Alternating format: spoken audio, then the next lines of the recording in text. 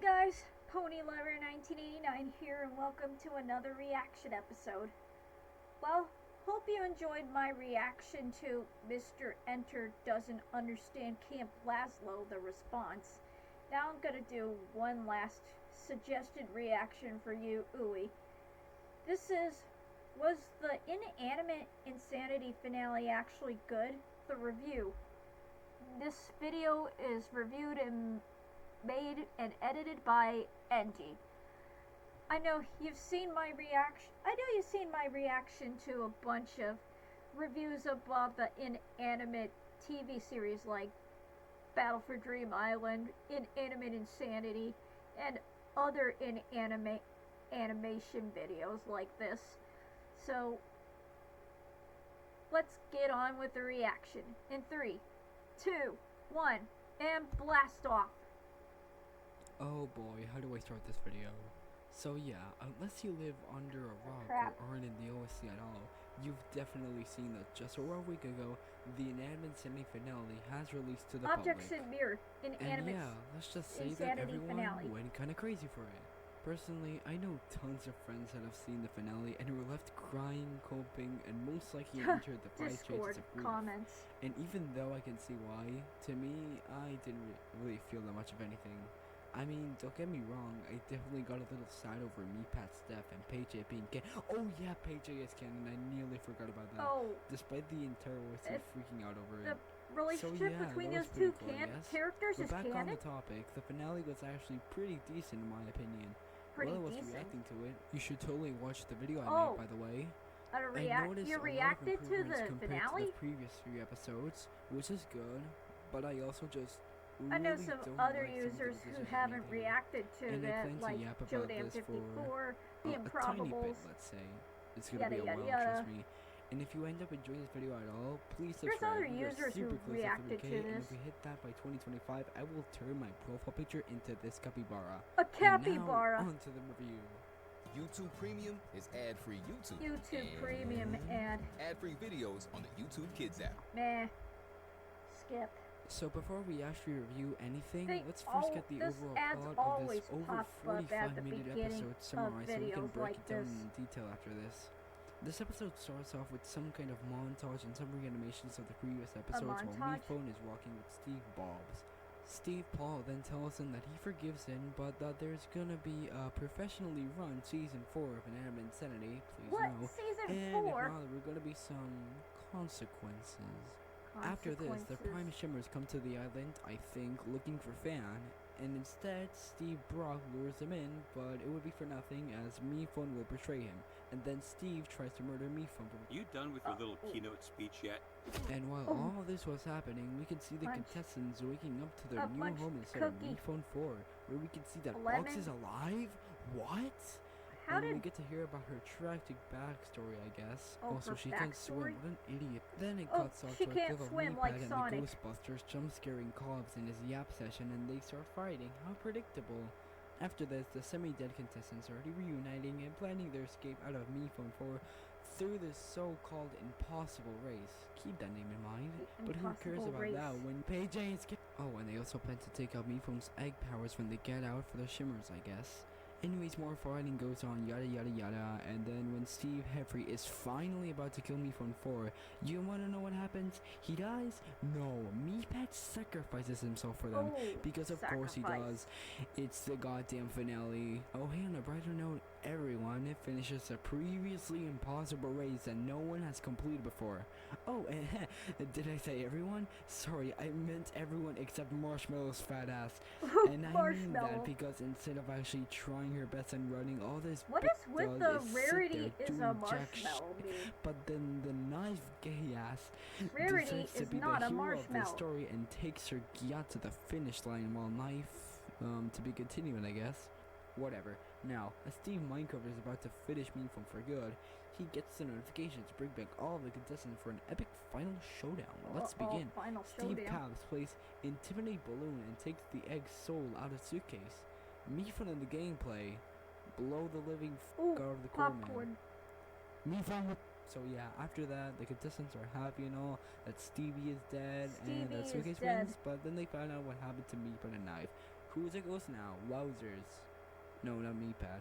And then the Spoiled Lover reunite for one final song to wrap up the series, and it's a remaster of all the songs from Inanimate Insanity, along with some other lyrics. All the And aside remastered from one songs final from the knife last chase scene seasons? right after the song ends, that's what you missed on Inanimate Insanity for the last time. Damn. Okay, let's get actually reviewing. Now, we're going to start off simple with the voice acting. In my personal opinion, it's still pretty good. All the characters have pretty good voice actors, and they're pretty recognizable across the community, and just fit their characters in general. For example, Tissues. Now, I'm not gonna yap about the same thing over and over again, but there are some different things to talk about when it comes to this episode's voice acting. First off, we have Box. Now, before this, she obviously didn't have a voice or any lines in the show ever, but now that she's alive, I guess I could say something about her voice. Not much though. It's pretty nice, but we haven't seen her enough to determine her personality, so we can't really say if her voice fits her personality or not. All we got was Box being pretty shy in her interview with MePhone 4, and to that, she could maybe have gotten a high-pitched female voice, but now that I think about it, that sounds kind of weird. Oh, I know I'm on the topic of Box. I gotta say that I saw a tweet of Box getting shipped with Taco with a little drawing of them holding hands. Oh, Since art. then, I've lost a tweet, but Please whoever finds it ignore for me me and here. links it to me gets pinned. So go wild, chat. Secondly, I have got to talk about Forrest's voice, okay? Watching this episode with his voice made the episode way funnier than it should have been. Like, honestly, I'm so glad that Forrest wasn't given a deep, creepy voice, because then we wouldn't get clips like... Good. I wouldn't be surprised to learn he ripped off its personal style, too. Ah, it's infuriating. And, yeah, I have no idea how Brian can do such a perfect voice like that, but I respect the hell out of it. BTW, If I ever get the chance to get this guy to voice act for my own show, I'm BTW definitely stands for making by him the do way. the Forrest voice. And hey, if you want to give me the chance in the first And place, then FYI subscribe. stands This is for not your gonna be the last thing I'm information. gonna ask you, so you might as well just do it right now while you're at it. And lastly, let's talk about the song. Since you're still on the voice acting category though, I'm not gonna go into the lyrics of the song, but I am gonna talk about the vocals. And yeah, the voices in this are amazing. Literally every character did a great job at doing their part, except maybe Libel and Paintbrush at first, but after giving it some rewatch, I've kind of warmed up to it. However, there are two specific characters that stood out to me. Taco and Guava.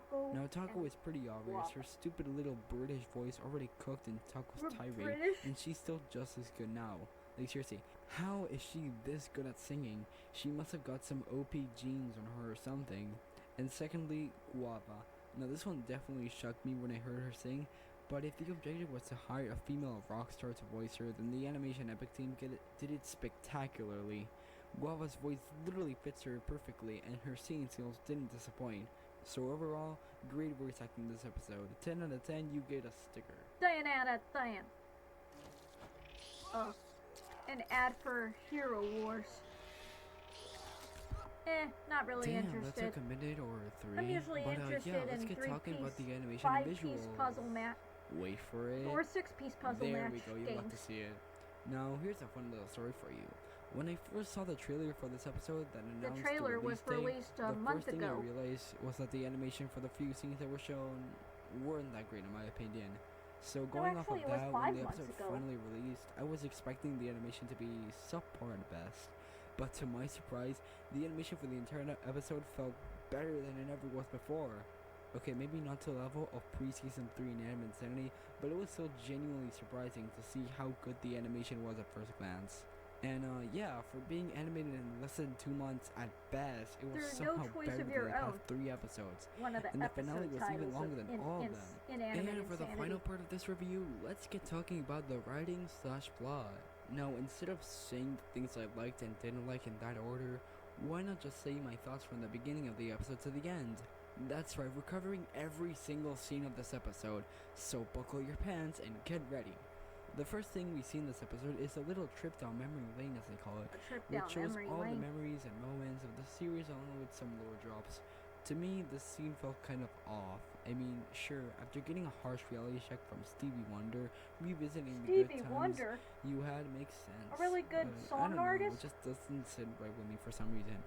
As I kind of think it was just there to make the episode longer. So we haven't got to the strongest start, but that's okay, we still have 45 minutes to go. Then we have Steve Huang comforting and then threatening him, albeit in a lighter tone, as the Prime Shimmers arrive to the island. Now at first I didn't really get why the Prime Shimmers were even there or why the hell the base felt so much smaller than usual, and one of those things surely made sense. I'll show you. Run. Sorry? He'll kill you. Get out of here. Run, run! Oh! And then we have Steve Brawls actually threatening Miphone as he punches them into the ground. For my thoughts on these scenes, I actually really like them. Sure, it didn't make much sense at first, but this is a good way of getting the episode going, and for what it tries to do, it does it well. So yeah, good shit. Oh wait, I almost forgot. In between all of this, we can see some of the contestants walking up in Miphone's... Wait, walking up? What the fuck? We can see some of the contestants waking up in Miphone's head in a brief clip of Suke's underwater with Box, which then turned out to be the actual person. So yeah, then Box and Suke chat for a bit and Box walks her over to the epicenter. And yeah, same as I said before, a good way to get the episode going, but I think that adding a glitch out version of Springy in the middle of this was a bit unnecessary. Oh, and also Box being alive is rare in my opinion. I'm not gonna say too much about this one. Next up, we have Box's Object Universe backstory, which definitely makes sense for the most part, while also making some very subtle references to some past episodes of Inanimate Insanity. And yeah, this story was just a lore drop. This story makes sense for the most part. The only part that didn't make sense to me was that there were so many people waiting in line and that we only see here in Neuros. Because the only other time we saw the contestants waiting in line for the interviews was at the first montage, where we only saw contestants that we already seen before. So I think that replacing all these people with already existing contestants would make sense, because it would still fit in the context of Box not really knowing anyone there. After that, we have the Miphone Forest hand appearing again, though they only have 2 lines, so that's a bit sad. Steve Griffin continues the fight, and then, oh boy, the Avengers assembled. I mean, yeah, okay, I guess we all knew what was gonna happen, so whatever. And I do like the hand coming back again, even if it was only for a short bit. I highly doubt that it would have been much better if they kept giving him lines, so we'll let this slide. Now we have Knife and Miphone Forest having a little chat while discovering that the picnic table can make weapons if you say the right things. And then they bust down the Purgatory Mansion doors for some reason. Look, I'm sorry, but this scene is just completely filler, like nothing happened in this episode. After this, Knife and Miphone Forest never talk again, and the Purgatory Mansion doesn't show up anymore, inside of Miphone, that is. So literally, what does it need to happen? Okay, now we're getting spicy. Next scene is Box showing Suke the seemingly only way to get out of there, where we see some of the failed episode 5 debuters attempting and failing to complete the race, followed by even more filler conversation. But for the impossible race concept is a pretty simple idea, but the voices and images that get you to ultimately hear are pretty cool. Amazing race. But from there, the conversations between them and their balloon and Fan are mostly filler, maybe except Fan finding that he's not a real fan, but whatever at this point. After this, Box and later Suke start playing around with this whole me-life relocation thing, I guess. Well, we get to see some of the Inanimate Insanity's most iconic duos, and a brief moment where Paige is revealed to be canon.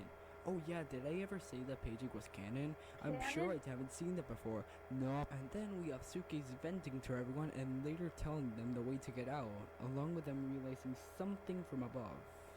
Then it cuts to the fighting again, where we get to see some more dialogue exchange and both saving Ghost's life. Okay, this is getting a bit better, the episode's getting more intense, and there's also less filler. Yeah, let's keep going like this, honestly. The contestants realized that it was in fact the egg that was there, and yes, Fan's theory was in fact correct, which he himself acknowledges. Then they ask Miphone if they can take it out. He agrees, but Cobbs ends up overhearing them while fighting Meepad. They quickly start the race after that, while Steve Jobs is about to kill Miphone 4, but Meepad ends up sacrificing himself. This is good. I mean, not the Meepad dying, of course, that's obviously very tragic, but the episode is getting more intense without the plot getting stupid. The characters doing their race get their images, and okay, maybe Miphone could have just dodged Stacy's sword, but it just gets the job done, I guess. So let's continue. Surely nothing so stupid can ruin the moment. Marshmallow stand up. Yo, do something little. Why are you saving her? Why? Yeah, this scene was